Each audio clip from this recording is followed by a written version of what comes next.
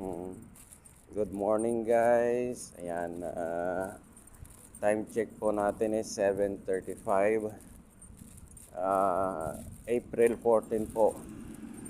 Monday morning. Yan. Naglalakad po tayo.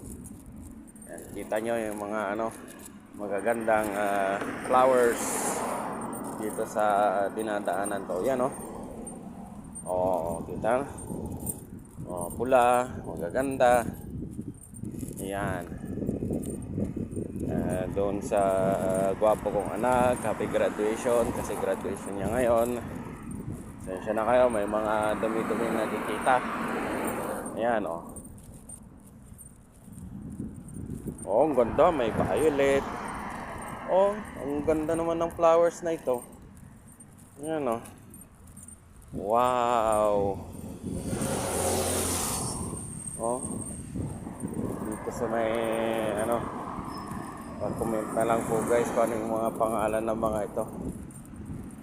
Araw ng tag-init ngayon pero kita nyo bumubusilak ang mga flowers. Ganda.